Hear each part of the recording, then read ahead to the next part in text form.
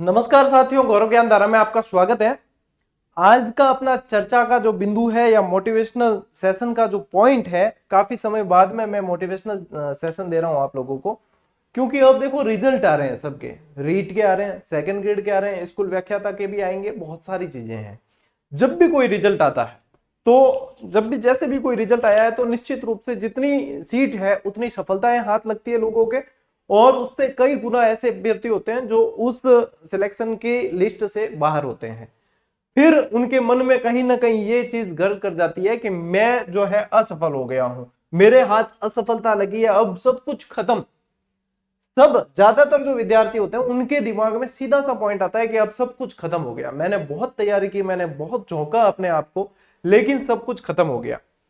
लेकिन साथियों, सब कुछ खत्म नहीं होता है, हो सकता है कि वहां से सब कुछ शुरू होगा। भाई मोटिवेशन देना एक क्या है, मोटिवेशन आप लोगों को ये भी लगे कि क्या है, मैं भी दे सकता हूँ, मोटिवेशन देना एक अलग चीज है, लेकिन हम इस दौर से गुजरे हैं, हमने ये दौर देखा है, हमने संघर्ष देखा है और उसके बाद में हमने सफलता का स्वाद भी चखा है, इसलिए हम बिल्कुल कॉन्फिडेंस के साथ और जो रूट हम देख के आए हैं वो चीज बता सकते हैं कि यहाँ पे ये चीजें होती है। तो ये शायद 25-30 मिनट आप लोगों के जीवन को फिर से संवारने के लिए हो सकता है टर्निंग पॉइंट हो, ये मैं कोशिश करूंगा। देखो रिजल्ट आता है तो ये लगना स्वाभाविक है कि शायद मेरे लिए सब कुछ खत्म हो गया, अब आगे क्या करें और कैसे करें कुछ नजर नहीं आता, इंसान जो है बिल्कुल मतलब ब्लैंक आउट हो जाता है। अब वो क्या करें, उसे कोई रास्ता दिखता ही नहीं है। ये सभी के साथ होता है तकरीबन। आप लोगों को सबसे पहले क्या करना है, सबसे पहले डायरेक्ट ऐसा नहीं है कि आज ही रिजल्ट आया है, मेरे हाथ असफलता लगी है, मैं आज ही किताबें लेकर बैठ जाऊंगा और मैं फाड़ दूंगा सब कुछ, ऐसा नहीं होगा। आप लोगों को अपने आप को समय देना पड़ेगा। आप लोग सप्ताह भर लीजिए, मैं कहता हूं 10 दिन ले लो, 15 दिन ले लो, रिलैक्स हो जाओ पूरी तरीके से, इस नेगेटिव माहौल से बाहर आ जाओ। फिर उसके बाद में आपको सोचना है कि अब क्या करना है। निश्चित रूप से कहीं ना कहीं गलतियां रही है। अब फिर ये जो सफलता की जैसे लिस्ट आती है ना, उसमें सफल अभ्यर्थियों की सफलता को सराहा जाता है। हर कोचिंग संस्था, हर टीचर, हर व्यक्ति व्हाट्सएप पे स्टेटस भी लगाएगा तो जो सफल हो गया, सिलेक्शन हो गया, उसका लगाएगा, असफलता के कोई नहीं लगाएगा, है ना। असफलता का कोई नाथ नहीं होता है, सफलता के सभी नाथ बनते हैं, चाहे हमें शिक्षकों को ले लो या सभी, ठीक है। तो सफलता को ही पूजा जाता है, चाहे आप पॉइंटों से रहे हो फिर भी असफल है तो वो असफल ही कहलाएंगे। उसको सफलता में बदलोगे तभी लोग आपकी बात करेंगे, तभी कहेंगे कि हाँ संघर्ष की जीत हुई है। मैं संडे को एक सक्सेस स्टोरी आपको देने वाला हूं। वो व्यक्ति मतलब हमारे ग्रुप में से ही है, हमारा जिगरी दोस्त रहा है, लेकिन मेरे से पहले भी उन्होंने कई सारे एग्जाम दिए। जब मैं जिस एग्जाम में सिलेक्ट हुआ, भर्ती में सिलेक्ट हुआ, उस समय भी मेरे साथ एग्जाम देने वो भी साथ में थे। हमारा सेंटर बाड़मेर में आया, हमने दिए। उसके बाद देख लो 7 साल और संघर्ष किया। उसके बाद जिस एग्जाम में मैं सिलेक्ट हो गया, उसके बाद 7 साल संघर्ष किया और डंके की चोट पे आखिर में निकाली, क्योंकि जो टारगेट लिया लिया है। संडे को बताऊंगा उनकी सक्सेस स्टोरी, आप लोगों के लिए बहुत ही ज्यादा प्रेरणादायक रहेगी, क्योंकि ये असफल अभ्यर्थियों के लिए सेशन है। चलिए अब मैं बात करता हूं कि असफल हुए तो कहीं ना कहीं तो गलती रही है, कुछ ना कुछ तो रही है। देखो दोष देना सबसे आसान है, चाहे किताबों को, चाहे शिक्षक को, चाहे परीक्षा प्रणाली को, चाहे पेपर आउट होने को, चाहे सरकार को, चाहे किसी को भी, सबसे आसान है दोष देना। ये क्या है, आप लोग साइकोलॉजी पढ़ चुके हो खुद भी, ये क्या है, ये एक तरह का समायोजन है जो आप कर लेते हैं, लेकिन आपको ये नहीं करना है। आपको यहां से सीखना है। यदि वास्तव में सीखना चाहते हो और चाहते हो कि आगे जब भी वैकेंसी आ रही है उसमें एक सीट हमारी हो और हमारा भी स्क्रीनशॉट जो डाले जा रहे हैं सक्सेस के कहीं भी, उनमें एक स्क्रीनशॉट हमारा भी हो, तब आप लोगों को इन गलतियों पे वर्क करना होगा, पहचानना होगा कहां गलतियां हुई और उनपे वर्क करना होगा। चलिए मैं आपको लेकर चलता हूं सीधे ही। देखो सफलता के कुछ मंत्र होते हैं, लेकिन असफलता के लिए भी कुछ बातें जिम्मेदार होती है। सबसे पहली बात जो मुझे लगती है, आप लोगों को कई पॉइंट ऐसे लगेंगे कि ये चीजें तो हमें ध्यान है, लेकिन ध्यान होते हुए भी उन पे काम न करना, यही तो असफलता की तरफ ले जाता है आप लोगों को। ध्यान होते हुए भी काम न करना। देखो यहाँ पे सबसे पहली चीज, अभी से अब आप अपने आप को एक फ्रेशर समझना। देखो जितना पात्र खाली होगा ना, उसमें उतनी ही सामग्री आ सकती है। यदि आप अपने आप को भरा हुआ समझोगे कि मुझे सब कुछ आता है, तो आपके लिए सीखने की गुंजाइश जो है वो खत्म हो जाएगी। सबसे पहले आपको अपने अपने अपने आप को, यानी कि एक जो पात्र है उसको खाली कर देना पूरा। मुझे कुछ नहीं आता, मुझे सीखना है। और जब आपके अंदर ये भावना होगी तभी आप सीख पाओगे। सबसे पहला काम जो आपने नहीं किया, या आपको करना चाहिए था। टारगेट तय ना करना, ठीक है, टारगेट तय नहीं किया है या बार बार बदलना, तय कर दिया है तो बदलना। कैसे बदलते हो टारगेट? कि आपने टारगेट लिया स्कूल लेक्चरर का, आपने टारगेट लिया रीट का, आपने टारगेट लिया ऐसा ही का, लेकिन जैसे ही कोई पहले भर्ती आ गई, स्कूल लेक्चरर का टारगेट है लेकिन रीट आ गई पहले, आपने टारगेट चेंज कर लिया, आप आ गए रीट पे। कुछ समय बाद स्कूल लेक्चरर के वापस चले गए स्कूल लेक्चरर पे, फिर आगे किसी की डेट थी रीट पे आ गए। ये व्यक्ति जो बार बार टारगेट चेंज करता है 100% वो सिलेक्शन की दौड़ से बाहर हो गया। उसने खुद अपने साथ में ये किया। अब इसमें किसी परिस्थिति को दोष नहीं दिया जा सकता। फिर लगता है कि हम तो बहुत पढ़े, भाई पढ़े क्या, 3 महीने रीट पढ़े, 3 महीने स्कूल लेक्चरर पढ़े, 4 महीने और कुछ पढ़े, तो वो पढ़ना थोड़ी हुआ। आपने जो एक टारगेट सेट किया उसके लिए आपने निश्चित टारगेट के लिए कितना प्रयास किया है। सबसे पहली चीज क्या करनी है, टारगेट सेट करना है, लक्ष्य लो सबसे पहले। अभी से डिसाइड करो, 10 दिन लगाओ भले डिसाइड करने में, लेकिन जब डिसाइड कर दिया उसके बाद में टस से मस नहीं होने चाहिए। मैं हमेशा कहता हूं, फिर से कहूंगा, दोस्त और पोस्ट देखकर जो लक्ष्य बदलते हैं, लक्ष्य भी उनको फिर फॉरगेट कर देता है। भाई ये मेरे काम का नहीं है, ये तो दोस्त और पोस्ट देख के बदल देता है, ये मुझे क्या हासिल करेगा, सीधी सी बात है। तो ये मत देखना कभी पोस्ट और दोस्त। आपने साल भर एक ही टारगेट के लिए तैयारी की, भले ही 5 पोस्ट आ जाएगी उसमें से एक आपकी, मानकर चलो, ठीक है। तो ये बार बार नहीं करना है। सबसे पहली गलती आप लोगों की यही है। अब जहां जहां आप लोगों ने गलती की है, ईमानदारी से अपने साथ, ईमानदारी के साथ में उसे नोट करते चलना कि ये गलतियां मैंने की है और इनको नहीं दोहराना है। यदि आप अपने साथ ईमानदार, देखो किसी को हमें बताना नहीं है, दुनिया वैसे ही हमारा साथ नहीं देती है, किसी को नहीं बताना है, अपने आप की गलतियां अपने आप को सुधारनी है। मैं एक फैमिली मेंबर की तरह आप लोगों को बता रहा हूं, इतने भाई बहन है, मैं एक एक से बात नहीं कर सकता कि भैया आप ऐसे करो, आप ऐसे करो, इसीलिए वीडियो एक बनाया जाता है। आप सबको ध्यान में रखना है, आपकी जो गलतियां हैं, हो सकता है मैं इतनी बताऊंगा उनमें से सब आपकी नहीं हो, लेकिन जो गलतियां हैं उसको टारगेट कर देना कि ये चीज मेरी गलती थी और मुझे इसमें अभी से सुधार करना है। अगले जब भी एग्जाम होंगे, मैं डंके की चोट पे आपको कह देता हूं कि अगला जो सिलेक्शन है वो आपका है, आप आ जाना, यहां मैं आपकी सक्सेस स्टोरी को कवर कर लूंगा, बस और क्या करें। चलिए, दूसरा है अपने आप को कम आंकना, संदेह करना। अपने आप पे यदि आप लोगों को विश्वास नहीं है ना कि मैं कर पाऊंगा या नहीं कर पाऊंगा, मेरे से हो जाएगा या नहीं हो जाएगा, मैंने तो इतनी असफलताएं देखी, इस बार वापस रह गया, तो जब आप खुद अपने आप पर क्वेश्चन मार्क लगा रहे हो, दुनिया की कोई ताकत आपको सिलेक्ट नहीं करवा सकती। सबसे पहली चीज, आपको अपने आप पे विश्वास होना चाहिए। आप कर सकते हो तभी आप कर सकते हो, आप नहीं कर सकते, आपके खुद के मन में संदेह, आप नहीं कर सकते, मानकर चलो, छोड़ दो भाई। कोई प्राइवेट सी जॉब या कोई भी आपको नौकरी मिलती है छोटी मोटी, वो कर लो, गुजारा वैसे ही हो जाएगा, लेकिन सपने पूरे नहीं हो पाएंगे, है ना। तब अपने आप को आंकना, यहां पे कम आंकना, ये छोड़ देना। दूसरी बात, संदेह करना। संदेह कई तरह के होते हैं, संदेह करना अलग अलग तरह के, परीक्षा प्रणाली पे संदेह करना, किताबों पे संदेह करना, शिक्षक पे संदेह करना, ऑनलाइन स्टडी पे संदेह करना, ऑफलाइन स्टडी पे संदेह करना, कोई व्यक्ति कुछ कह रहा है उस पे संदेह करना। ये जब कीड़ा अंदर काटने लगता है तो अपन को वो पीछे ले जाता है, आगे नहीं लाता। निश्चित रूप से आप किसी को सुन रहे हो, आप किसी को देख रहे हो, तो निश्चित रूप से वो आपसे ज्यादा अनुभव रखता है। मैं ये नहीं कहूंगा वो आपसे योग्य है या नहीं, निश्चित रूप से अनुभव ज्यादा रखता है, तभी आप उसको सुन या देख रहे हो। चाहे कोई भी, किसी भी शिक्षक की बात कर रहा हूं मैं, तो वहां पे यदि आप संदेह मन में आता है ना, तो मानकर चलो 2 कदम तो वैसे ही पीछे हो गए, क्योंकि ये चीज ही ऐसी है, ये पीछे करने के लिए आती है। और एक शब्द होता है विश्वास, वो आपको आगे ले जाने के लिए आता है। इनमें बहुत छोटा सा अंतर है, लेकिन जो पहचान लेता है वो सफलता की सीढ़ियां चढ़ता चला जाता है, ठीक है। दूसरी चीज ये ध्यान में रखनी है आपको, गलतियां यहां होती है। तीसरी चीज और जो मेजर चीज है वो कि विज्ञप्ति का इंतजार करना। निश्चित रूप से आप ये चीज देखना कि जितने सिलेक्शन हुए, आप जितनों को जानते हैं उनमें से जितने सिलेक्शन हुए उनको पूछ लेना, 90% ऐसे होंगे जिन्होंने विज्ञप्ति का इंतजार नहीं किया, पहले तैयारी स्टार्ट की थी। 90% ऐसे हैं। आप लोग क्या करते हैं, जो असफल हो गए उनमें से 90% ऐसे जो विज्ञप्ति का इंतजार करते हैं। अभी तो विज्ञप्ति नहीं है, क्या पता साल 2 साल लगे, 3 साल लगे, विज्ञप्ति आएगी तब कर लेंगे। हमें तो सब पता है कि कैसे करना है, कैसे, ये महात्मा, ये ज्ञानी हमें क्या बताएगा। विज्ञप्ति आने दो, अभी तो ये ऐसे ही कर रहे हैं, माहौल बना रहे हैं, विज्ञप्ति नहीं आएगी तो क्या करेंगे। मुझे बताओ कि पढ़ा हुआ कोई घूमे देता है क्या? पढ़े हुए कोई आपको घूमे लाते मारती है क्या? पढ़ाई माँ सरस्वती कोई किसी के पाप चढ़ाती है क्या? नहीं। पढ़ लोगे तो कहीं ना कहीं कुछ सीखोगे तो सही। भाई सिलेक्शन लेना एक अलग चीज है, लेकिन वो पढ़ा हुआ कोई नुकसान तो कुछ भी नहीं है ना। क्या गुरुजी मैंने तो ये पढ़ लिया, मेरे तो नुकसान हो गया है, कि मेरे तो इतना वो हो गया, फलाना हो गया, कुछ भी नहीं होता। तो निश्चित रूप से आप भले 2 घंटे पढ़ो डेली के, लेकिन नियमितता तो रखो, पढ़ो तो सही। तो यहाँ पे क्या चीज करनी है आपको, विज्ञप्ति का इंतजार तो बिल्कुल ही नहीं करना है। मैं ये कह रहा हूं आप लोगों को, आप ये मानकर चलो कि जैसे कल विज्ञप्ति आ रही है, तब आप अपने आप को ये देखो कि मेरा एक बार कोर्स पूरा कंप्लीट हो गया या नहीं हुआ, मैंने एक बार पूरा ही सब्जेक्ट का भी जीके का भी सब कुछ पूरा पढ़ लिया या नहीं पढ़ा, मुझे सिलेबस याद है या नहीं है। जब आप लोग इसके लेवल पे पहुंच जाओगे ना, तो विज्ञप्ति कब आए, एग्जाम कब हो, आपको कोई परवाह नहीं रहती, आपका निश्चित रूप से सिलेक्शन की तरफ कदम बढ़ते रहते हैं आपके।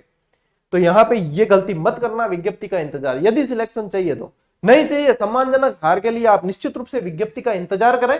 मैं कह रहा हूं आप लोगों को कि यदि आपको चाहिए कि मुझे सम्मानजनक हार मिले, कोई ना कोई 2-4 जने सांत्वना दे के लाइफ पढ़ियो तो गणो, लेकिन किस्मत खराब है, यूं कोई कहने वालों मिले और वही चीज है, तो विज्ञप्ति का इंतजार करो। नेक्स्ट हूं आ रहा हूं, बैठ जाओ, विज्ञप्ति आई जन किताबा लेनी, जन ही पढ़ना स्टार्ट करना, बिन पहला नहीं करना है। और थे चाहो कि नहीं मेरे को सहानुभूति चाहिए ही नहीं, मुझे ये सिंपैथी नहीं चाहिए। सिंपैथी का जो मतलब सिंपैथी लेने का आदी हो जाता है ना व्यक्ति, उसके लिए सफलता आती नहीं है पास में। क्या सिंपैथी तो चाहिए ही नहीं किसी तरह की, कैसी सहानुभूति। मैंने आप लोगों को ये सेशन स्टार्ट किया, अब 10-15 मिनट हुए, मैंने आप लोगों को कोई सहानुभूति जताई नहीं है। कैसी सहानुभूति, क्यों अपने घर का कोई सदस्य गया है क्या जो सहानुभूति जताए, क्यों जताए। असफलता हाथ लगी है, कहीं ना कहीं हमारे भी इसमें गलती रही है, कहीं ना कहीं किस्मत को अपन दोष देते हैं, लेकिन हमने भी कहीं ना कहीं हमारी पढ़ाई के साथ में और न्याय नहीं किया था, कहीं ना कहीं चूक हुई है। उन चूक को सुधारने की आवश्यकता है, ना कि हमें सिंपैथी की आवश्यकता है कि सर हमें ढाढ़स बंधाओ। क्यों बंधा है ढाढ़स, आप लोग गलतियां सुधारो, आप लोग सफलता के हकदार हो, लेकिन अपनी गलतियां सुधारनी पड़ेगी। ये चीजें थोड़ा सा वर्क करना पड़ेगा हमें अपने आप पे, तब जाके सिंपैथी। दुनिया से सिंपैथी लेने के लिए कभी भी इंतजार मत करना, दुनिया वैसे ही सिंपैथी नहीं देती, दुनिया लेती है मजे। दुनिया सिंपैथी नहीं लेती है, देती भी नहीं है, लेती नहीं, दुनिया तो सिर्फ मजे लेती है। ये बात आप समझ चुके होंगे। अब लोगों की बातों में आना, ये विज्ञप्ति का इंतजार करना है ना, ये लोगों की बातों में, अरे अभी कौन विज्ञप्ति देख लिया तू, इलेक्शन है, यूं कौन वे वो कौन वे। तो मुझे बताओ जब विज्ञप्ति आ जाएगी तब फिर कह देगा एग्जाम, अपने आयोग कह देगा कि 3 महीने बाद एग्जाम है, फिर वही चीज, फिर आप लोगों को जोर कहां लगाओगे, डेट आगे बढ़ाओ, डेट आगे बढ़ाओ। हमने तैयारी नहीं की, तैयारी करने का टाइम शांति काल है। यदि वास्तव में नौकरी लेनी है ना, क्या हमें तो लेनी, आग लगी हुई हमारे तो अंदर, पड़ोसी का सिलेक्शन हो गया हमारा नहीं हुआ, हमारे अंदर तो आग लग रही है पूरी के, अब इसको बुझाएं कैसे। तो लग जाओ, 10 दिन लो भले टाइम, लेकिन लग जाओ। फिर इंतजार करना ही नहीं है विज्ञप्ति का, कैसा इंतजार, क्या इंतजार, इतने साल से इंतजार ही तो कर रहे थे, क्या सफलता मिली नहीं, तो फिर इंतजार किस बात का करना है, लगो फिर से। और कोई विकल्प है क्या, यदि विकल्प है कि नहीं मेरे तो व्यापार चल रही हो, मैं तो धंधो कर लूं, वो कर लूं, मेरे अंदर बहुत योग्यता है, तो फिर उनको चुनो। नहीं है कि यही एक रास्ता है तो लगो, सीधी सी बात, किसी को पूछाने का मोहरत दिखाने का काम नहीं है। नेक्स्ट देखो, शिक्षण व्यवस्था, शिक्षक और पुस्तकों पर संदेह करना। मैं कई जगह देखता हूं, सर फलान जी ये बता रहे हैं, इसका उत्तर क्या होगा, सर वो तो सही नहीं पढ़ाता, वो टीचर तो, आप तो बढ़िया पढ़ाते हो, वो सही नहीं पढ़ाता। अब कहीं ना कहीं ये कह रहे हो तो उसके चैनल पे ये कह रहे होंगे गौरव सर तो सही नहीं पढ़ाते, आप बढ़िया पढ़ाते हो। ये चीजें आप लोगों को आगे तो ले जाएगी नहीं, ठीक है। कोई भी शिक्षक पढ़ा रहा है, कैसा भी पढ़ा रहा है, मान लीजिए उसने 10 में से 8 चीज गलत बताई, 2 सही बताई, उन 2 को एक्सेप्ट कर लो, 8 को इग्नोर करो। ये चीजें जब कर लोगे, आप किसी की बुराई करने से, किसी की आलोचना करने से, किसी की कमियां निकालने से बाज आ जाओ। आज दिन तक आप लोगों को, मेरे को देखते हुए, मैं यूट्यूब पर आए मेरे को 2.5 साल हो गए, आज दिन तक आप लोगों ने मेरे मुंह से किसी शिक्षक की, किसी कोचिंग की, किसी पुस्तक की या किसी व्यक्ति की बुराई या आलोचना सुनी हो तो बता दो। क्योंकि उसमें मतलब क्या है, उसमें क्या लेना देना है, क्या मतलब है। हर व्यक्ति अपना काम करता है, अपन यदि उनकी कमियां निकालने बैठेंगे तो अपन अपना काम कब करेंगे, कब करेंगे अपना काम, अपने काम में कमी करेंगे तभी अपन को उसकी कमियां ढूंढने के लिए टाइम मिलेगा। क्यों करना है, अपनी खुद की कमियां ढूंढो ना, अपनी खुद की कमियां ढूंढ के अपने ऊपर वर्क कर लो, ये काम आनी है। दूसरे की कमियां ढूंढोगे तो वो बढ़िया बनेगा, उसको उसकी कमियां बताओगे ना, वो बढ़िया बनेगा। आप लोगों का कोई उसमें फायदा नहीं, उसका फायदा है। तो एक तो ये चीज, पुस्तकों पे संदेह, सर इसमें तो ये लिख रखा है, क्या सही होगा या नहीं। जब आपको संदेह ही है तो वो पुस्तक आपको कोई न्याल करने वाली नहीं है। अपनी शैली के अनुसार पुस्तक खरीदो, अपने हिसाब से खरीदो, देख के खरीदो। जो भी पुस्तक खरीदते हो बुक स्टॉल पे 10-15 मिनट देख लो कि हाँ ये मेरे लायक है, उसको लाओ, उसको पढ़ डालो, बार बार पढ़ डालो। निश्चित रूप से उसमें से आपको 80 से 85% सवाल मिल जाएंगे, हर बुक में से मिलते हैं, लेकिन पढ़ने वाला चाहिए। आप लोगों के मन में संदेह होता है, आप तुलना करते रहते हो कि इसमें ये, इसमें ये, इसमें ये, इसमें ये। तुलना कोई नहीं करनी है, अपने ज्ञान का भंडार बढ़ाना है, वो सिलेक्शन करवाएगा। ये छोटी छोटी बातें यदि अंदर उतार लोगे ना, तो ये दुख जो असफलता का होता है वो फिर से नहीं देखना पड़ेगा। और हकीकत बात है, जिन्होंने असफलताएं देखी उन्होंने इस पे काम किया है और अब सफलताएं देखी है। आप पूछ के देखो, सिर्फ मैं ये ज्ञान देने के लिए नहीं आया हूं, मैं आपको भान कराने आया हूं कि ये चीजें कर रहे हो आप थोड़े सी इसमें आप लोगों को अलर्ट रहना है। नेक्स्ट देखो, निरंतरता और नियमितता ना रखना। आज यदि आप मेरा चैनल देख रहे हो कि भाई गौरव ज्ञानधारा अभी 2 साल पहले आया था, आज 4 लाख से अधिक विद्यार्थी पढ़ रहे हैं, बाकी भी चैनल आते हैं लेकिन इतना ग्रो नहीं करते। क्यों नहीं करते? क्योंकि वो नियमितता नहीं रखते। उन्होंने जो टारगेट लिया उसको फोकस ही नहीं करते। मेरा टारगेट है निःशुल्क क्लासेस देनी, तो देनी है। अब चाहे 4 लाख आ गए या 40 लाख आ जाए, देनी तो देनी है। आप लोगों का टारगेट है कि नौकरी लेनी है तो लेनी है। फिर नियमितता उसके लिए बहुत जरूरी है। जितने सिलेक्शन हुए या मैंने जितने इंटरव्यू किए, चाहे एसआई के लिए है, एसआई में सिलेक्ट बच्चों के, टीचर में सिलेक्ट बच्चों के, सब में देखना, सबने कहा है कि सर हमने कंटिन्यूटी रखी। अच्छा, कंटिन्यूटी रखने का मतलब ये भी नहीं है कि आप डेली 10 घंटे पढ़ो ही पढ़ो। आप चाहे 2 घंटे पढ़ो, आप चाहे 3 घंटे पढ़ो, आप चाहे 1 घंटा ही पढ़ो, लेकिन डेली पढ़ना है। डेली पढ़ना जरूरी है। फिर धीरे धीरे टाइमिंग अपने आप बढ़ेगी। जब ये सिटिंग पावर आपकी कब बढ़ेगी? जब आप खुद इसमें निरंतरता लाओगे कि आज पढ़ लिए, कल पढ़े ही नहीं, कल तो मटर गश्ती करने गए दोस्तों के साथ, जब बांद्रा फाटक खुल रही है, फाटक देखने चाल जा, नदी आई नदी देखने चाल जा, आज तो मिर्ची बड़ा खाने को मन है, मिर्ची बड़ा खाने चाल जा। तो पूरी जिंदगी करना ही है ये, और करना ही है। फिर बाद में नौकरी दूसरे लेंगे, उनको देख के खुद का मन महसूसने से बढ़िया है कि अपनी स्टडी में निरंतरता लाओ, नियमितता लाओ। जब नियमितता लाओगे तो आप लोगों के टारगेट भी पूरे होंगे, आप लोगों के सपने भी पूरे होंगे। सिर्फ ज्ञान देने की बातें नहीं है, उतार लेना, कॉपी के अंदर पॉइंट लिख लेना कि ये चीजें हमें करनी है। जिस दिन इन सारे बिंदुओं पे काम कर लोगे ना, आपकी जिंदगी में ये असफलता नाम का शब्द रहेगा ही नहीं, आपकी डिक्शनरी में नहीं रहेगा असफलता नाम का शब्द। अगला देखो, रिवीजन और अभ्यास न करना, ओवर कॉन्फिडेंस का शिकार होना। क्या करते हैं कि हम पढ़ते खूब सारा है, बहुत सारा पढ़ना है, ये आदत रहती है, लेकिन उसे रिवाइज नहीं करते। जब तक अध्ययन सामग्री का रिवाइज नहीं हो, दोहरान नहीं हो, तब तक वो अध्ययन सामग्री हमारे कार्य नहीं करेगी, यानी कि हमारे काम नहीं आएगी। जब तक हम देखो कम पढ़ो लेकिन उसे बार बार दोहराओ, क्योंकि वो चीज जब तक आपको याद नहीं है, आपने पढ़ा तो खूब है लेकिन वो एग्जाम में याद ही नहीं आती। याद क्यों नहीं आएगी? क्योंकि उसको दोहराया नहीं है। जब तक दोहरान नहीं करोगे, मानव की प्रकृति होती है भूलना, ईश्वर ने एक शक्ति देकर भेजी है भूलने की। भाई मान लो किसी माँ का बच्चा जो है उससे दूर हो गया किसी घटना में, तो वो उसे यदि भूलेगी नहीं तो उसका जीवन कैसे चलेगा? तो ईश्वर ने शक्ति दी है भूलने की, लेकिन आप लोग हर चीज नहीं भूले, इसके लिए आपको दोहरान करना पड़ता है कि हमें शिक्षण सामग्री को याद करना है, तो आप दोहरान करो, रिवीजन करो। जब रिवीजन करोगे तब आएगा कॉन्फिडेंस। लेकिन बहुत महीन अंतर होता है ओवर कॉन्फिडेंस में। ओवर कॉन्फिडेंस में बच्चा रिवीजन ही नहीं करता है, मुझे सब आता है, वापस क्या देखना है, ये तो मुझे याद है। लेकिन एग्जाम में जब आता है ना, वही चीज गोड़े देती है। तो वहां पे आप लोगों को क्या करना है? कम पढ़ो लेकिन बार बार पढ़ो, रिवाइज करो, उसको कंठस्थ होना चाहिए चीज कि हाँ शब्द आते ही अपने को वो चीज याद आनी चाहिए।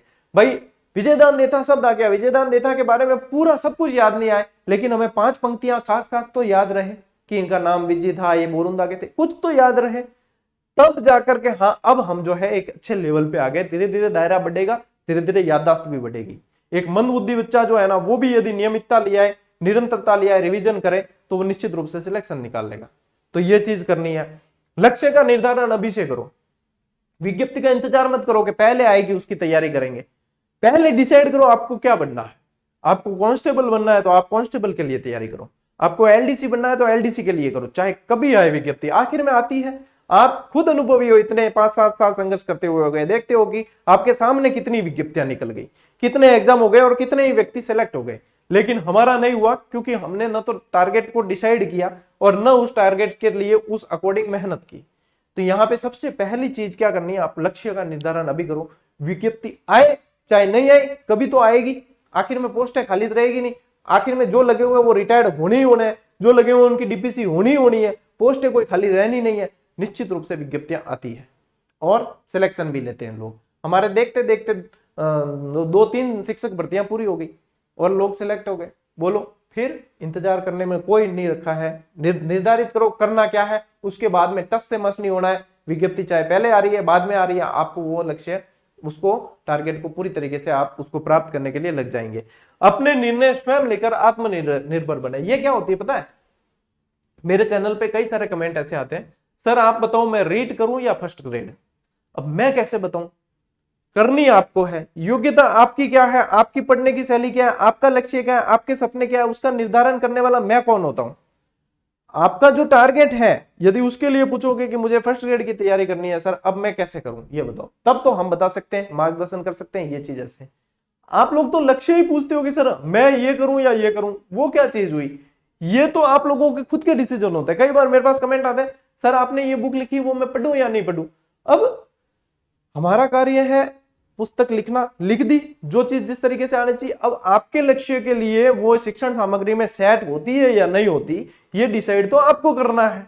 हमारे भाव तो, हम तो सबको यही कहेंगे ना, पढ़ो, हमारी रॉयल्टी बनेगी, हमारे फायदा होगा, आर्थिक संसाधन मजबूत होंगे। लेकिन डिसाइड तो आपको करना होता है ना कि ये पुस्तक मेरे लायक है या नहीं, मुझे पढ़नी चाहिए या नहीं, मेरे जरूरत है या नहीं। ये चीजें, निर्णय आपको खुद के खुद लेने होते हैं। यदि आपका निर्णय ही थर्ड पर्सन ले रहा है, दूसरा व्यक्ति, चाहे वो आपका शिक्षक ही क्यों ना हो, लेकिन वो निर्णय लेने का अधिकारी थोड़ी है। आपके जीवन के निर्णय आपको खुद लेने हैं, आपकी क्षमताओं को देखते हुए अपना निर्णय खुद लेना है, किसी को नहीं पूछना है, ना मुझे न किसी भी शिक्षक को कि सर मैं फर्स्ट ग्रेड करूं कि सेकंड ग्रेड करूं, बताओ।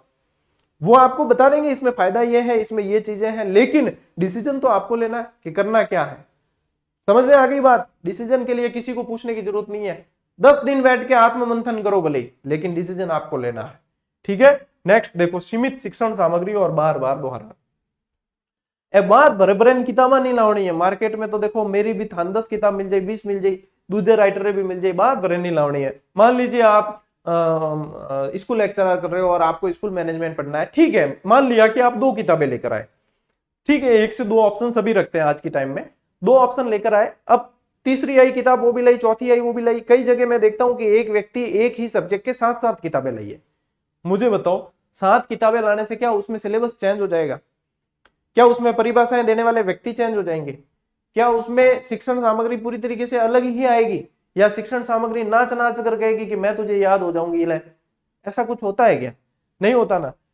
तो शिक्षण सामग्री का चुनाव आप करो। आप 2 किताबें लेके आओ, उसमें पूरी कमांड कर लो कि हाँ इसमें तो अब मैं बिल्कुल ही, मुझे याद है कि किस पेज पे क्या लिखा हुआ है, ये भी याद है।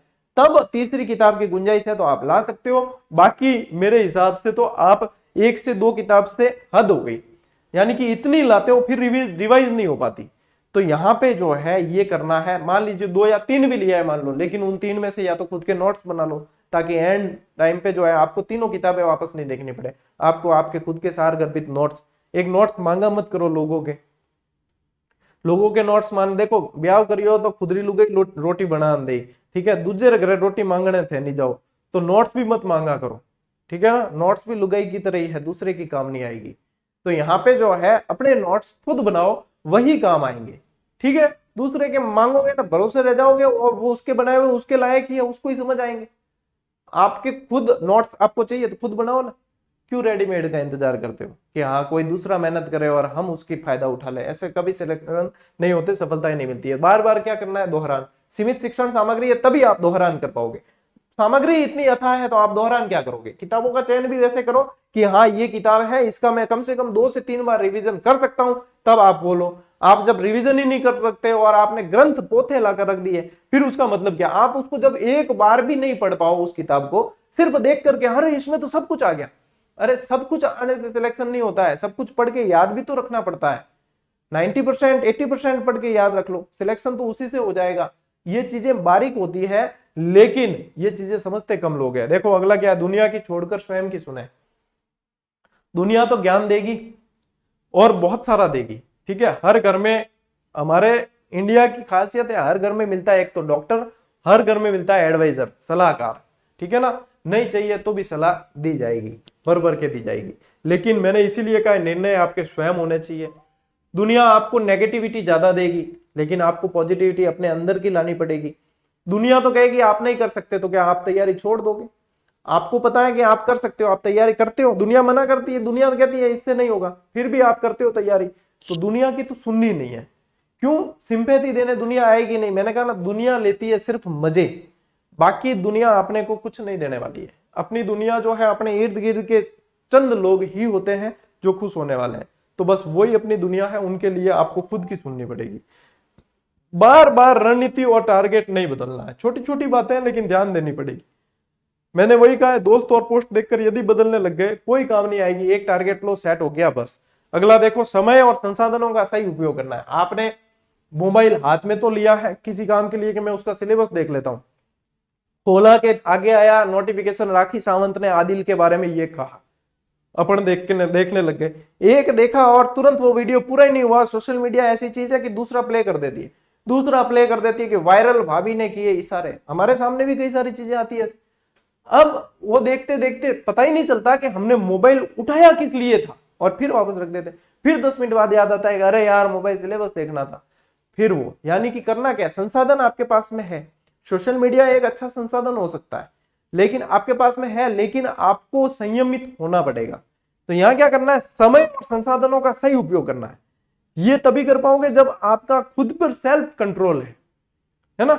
सोशल मीडिया ऐसी चीज है, बहुत सारी चीजें दिखाएगी, आपको अट्रैक्ट करेगी, लेकिन आपको पता है कि मुझे क्लास देखनी है, मुझे नोट्स बनाने हैं, मुझे ये चीजें देखनी है, ये पढ़ना है, वो पढ़ना है। एक अच्छा प्लेटफॉर्म है सोशल मीडिया, आप तैयारी कर सकते हो और अपने यहां से तो की भी है लोगों ने यूट्यूब पे, ठीक है, लेकिन उसमें आपको खुद संयमित होना पड़ेगा, है ना। ये भटकाव बहुत ज्यादा है इसके अंदर, 70% भटकाव है यहाँ, 30% यूज हो सकता है, लेकिन उस 30% को 80% में बदलने वाले चाहिए। आप लोगों को ये करना पड़ेगा। ये कब होगा, जब आप खुद टारगेट के प्रति बहुत समर्पित है तब। देखो ये शब्द नहीं होगा, इससे बचना है। कई जने कहेंगे विज्ञप्ति नहीं आएगी, कई जने कहेंगे एग्जाम नहीं होगा, इतनी सीटें नहीं आएगी, सिलेक्शन नहीं होगा, पेपर लीक हो जाएगा, पारदर्शिता से नहीं होगा, फलाना नहीं होगा, ये नहीं होगा, वो नहीं होगा, नहीं नहीं नहीं नहीं। ये नहीं हमारे अंदर इतना घर कर देता है कि हमें कभी ये तो लगता ही नहीं कि ये चीज ऐसे हो जाएगी, हम उसकी तरफ सोच ही नहीं पाते। इसलिए इस शब्द पे चौकड़ी मार देना, ये नहीं होगा शब्द से तो हमें बचना ही है। एग्जाम होगा, सिलेक्शन होगा, विज्ञप्ति आएगी, उसमें सिलेक्शन होगा, मेरा सिलेक्शन होगा, मेरी मेहनत के दम पे होगा और दुनिया हमारे जस गाएगी, तब आपका होगा। जब आप खुद ही मान रहे हो कि नहीं होगा, दुनिया फिर आपका कोई सिलेक्शन नहीं करवा सकता, मानकर चलो कि फिर तो नहीं होगा। अध्ययन में क्या लानी है, नियमितता लानी है। जितनी नियमितता ले आओगे तब ये नहीं होगा कि आगे से नहीं हट जाएगा और होगा वाला शब्द रहेगा। आगे देखो क्या करना है इसके लिए। अभी टारगेट सेट करना है, सार बता रहा हूं, टारगेट सेट करना है, चाहे 10 दिन लगाओ। शिक्षण सामग्री का उचित चुनाव करना है, नियमितता लानी है पढ़ने के लिए, और डेली टारगेट सेट करना है। चाहे आप किसी कहीं लिखकर डेली टारगेट सेट करो, चाहे कैसे भी, कि मुझे इस दिन का ये टारगेट है, ये इतना पढ़ना ही है, चाहे उसमें बीच में कितने ही व्यवधान आए, कितने ही काम आए, कुछ भी हो जाए, डेली टारगेट सेट करना है। ग्रुप डिस्कशन करना है। ग्रुप डिस्कशन करने का सबसे बढ़िया टाइम होता है ये एग्जाम के जब 2 महीने बचे, तब ग्रुप डिस्कशन मत करना, छोड़ देना, तब बिल्कुल सेल्फ पढ़ना है, ठीक है, वहां पे फिर स्वार्थी होने का काम है। तब ग्रुप डिस्कशन नहीं करना है, अभी करना है ग्रुप डिस्कशन। और जैसे ही टॉपिक पढ़ लेते हो उसका अभ्यास करो, अभ्यास करो बार बार, ये बहुत जरूरी हो गया है अब, क्योंकि अभ्यास करोगे तब गलतियां पता चलेगी, उन पे वर्क करोगे, उनमें सुधार होगा, तब जाकर आपकी एक सक्सेसफुल रणनीति के साथ आप आगे बढ़ोगे। तो ये चीजें अपने अंदर ले आना। परिस्थिति अनुकूल होने का इंतजार बिल्कुल ही नहीं करना है किसी की। मैंने देखा है जितने सिलेक्शन हुए ना, उनमें से मोस्ट ऑफ ऐसे थे जिनकी परिस्थितियां अनुकूल नहीं थी। कईयों की तो मैं स्टोरी भी कवर करता हूं, ठीक है। और मैं बताऊं, जिसकी परिस्थितियां अनुकूल होती है ना, कि मौज है, घर बारे गाड़ी हुई है और एसी कमरा है, ठीक है, बढ़िया एकदम सोफा सेट वगैरह सब कुछ संपन्न है, वो तैयारी करता ही नहीं। उसको नौकरी की क्या जरूरत जब उसके पास में सब कुछ है। वो क्यों नौकरी करे, वो तो बिजनेस करता है फिर, है ना। नौकरी की तैयारी तो वही कर रहे हैं ज्यादातर जिनकी परिस्थितियां अनुकूल है ही नहीं। परिस्थितियां तो हमें अनुकूल बनानी है, तभी तो हम तैयारी कर रहे हैं, हम तभी तो नौकरी के लिए इतना मेहनत कर रहे हैं, इतना संघर्ष कर रहे हैं, अपने आप को झोंक रहे हैं। यदि अनुकूल होती तो तैयारी क्यों करते, तो अनुकूल किसी के नहीं होती। कोई कह के गुरुजी मेरे तो ससुराल वाले परेशान करते हैं, कोई कह मेरा पति सपोर्ट नहीं करता, कोई कह के हमारे पत्नी जो है वहां रांधे है, ठीक है, यानी किसी न किसी के कुछ न कुछ पीड़ाएं चलती रहती है। मैं डेली क्लास लेता हूं ना, तो मेरे भी कई सारी परिस्थितियां ऐसी होती है कि क्लास लेने की कंडीशन ही नहीं बनती, तो परिस्थितियों का रोना रोते तो हम भी आपको क्लास नहीं दे पाते।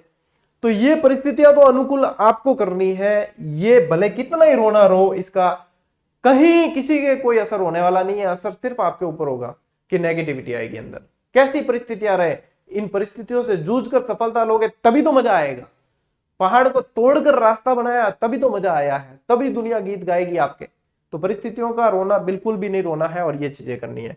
इतने सारे पॉइंट बताए मैंने आपको, ठीक है, जहां कोशिश की है कि बिल्कुल बीच में अनावश्यक चीज नहीं करें। जिन्होंने असफलता देखी है वो इस वीडियो को चाहे दोबारा देख लेना, जहां जहां आपके काम का पॉइंट है। मैं ये नहीं कह रहा कि सब आपके काम के, जो करना है वो तो सब आपके काम के हैं, लेकिन जो नहीं किया है आपने, उनमें से जहां लगता है कि हाँ मैंने ये चीज नहीं की, मुझे सुधार की आवश्यकता है, आप लोगों को वो नोट डाउन करके रख लेने हैं कि ये चीजें, जब मैं इन सभी पॉइंट पे अमल करने लग जाऊंगा या लग जाऊंगी, तब मेरी सफलता जो है वो निश्चित है, उसे कोई नहीं रोक सकता, दुनिया की कोई ताकत नहीं रोक सकती।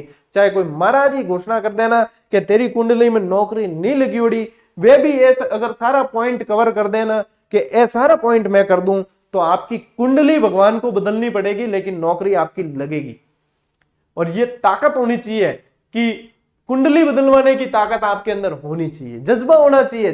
कुंडलियां ऐसे नहीं बदलती, हाथ की रेखाएं बदलने के लिए चीरा लगाना पड़ता है हाथ पे, यानी कि चोट खानी पड़ेगी, और चोट खा चुके हो। एक शेर का वार तो जैसा होता है वैसा ही होता है, लेकिन घायल शेर का जो वार होता है ना, वो बहुत खतरनाक होता है। तो ये घायल शेर हो चुके हो आप, और इसका वार इतना खतरनाक हो कि इस बार जो है शिकार बच के नहीं जाना चाहिए। उतार देना एक एक पॉइंट, मन में आग लगनी चाहिए अंदर कि मुझे करना है। ये कायरता वाली बात है कि हमारे सब कुछ खत्म हो गया, अब तो हमारे पास में कुछ बचा ही नहीं, जीवन जीने के लिए क्या आधार बचा है। तो मुझे बताओ कि जब पैदा हुए थे तब सोच के पैदा हुए थे क्या कि मैं सरकारी नौकरी ही लूंगा, ये मेरे जीवन का आधार सिर्फ सरकारी नौकरी बनेगा। और यदि टारगेट लिया है कि मेरे जीवन का आधार सिर्फ सरकारी नौकरी बनेगा, तो लगो फिर से, जगो फिर से और भागो फिर से, फिर लगेगी नौकरी। और यदि नहीं कि आम मन में नेगेटिव विचार आते हैं, 2 दिन 3 दिन 4 दिन, कितने दिन आएंगे, 5 दिन, संयमित बनो, काम करो अपने आप पे कि हाँ ये चीज है। और शिक्षक की नौकरी लेना चाहते हो तो ऐसे विचार तो मन में आने ही नहीं चाहिए, और आते तो इन पे विजय पानी आनी चाहिए, तब आप दूसरों को सिखा पाओगे कि आपको ये चीजें इस तरीके से करनी है। अभी तो परिस्थितियां और भी खराब आ सकती है, तो उसके लिए तैयार रहो। किसी भी जीवन में कैसी भी परिस्थितियां आ सकती है, तैयार रहना पड़ेगा, मजबूत बनना पड़ेगा। ये मैं बार बार आपको जगाने नहीं आ सकता कि भैया ये चीज है। मैं बहुत कम मोटिवेशनल सेशन बनाता हूं, मैं क्लासों में भी मोटिवेशन फेंकता ही नहीं हूं। क्यों फेंकूं? आपका खुद का मोटिवेशन जगाओ। बार बार मोटिवेट मैं करके कितना कर दूंगा आपको मोटिवेट? आखिर में तो आपका खुद का अंदर का जोश काम आना है ना, आपका अंदर का खुद का जुनून जोश काम आना है। आपका खुद का जोश और जुनून ठंडा पड़ा हुआ है, उन्हें बाहर की अग्नि कोई गर्म नहीं कर सकती, आग तो अंदर लगनी चाहिए। सिलेक्शन लेना है तो आग अपने अंदर लगनी चाहिए, वही आग आप लोगों को सिलेक्शन तक पहुंचाएगी। बस मोटिवेशनल सेशन में बार बार नहीं दूंगा, मैंने गलतियां बता दी, वर्क करना आप लोगों का काम है, सारी चीजें बता दी। यदि इन पे काम कर लोगे, चेकलिस्ट बनाओ एक कि ये काम हो गया, अगली वैकेंसी में सिलेक्शन आपका है, मान कर चलो आप, 100% होगा। चलिए मिलते हैं अगले वीडियो में, अगली क्लास में, तब तक के लिए राम राम, जय हिंद।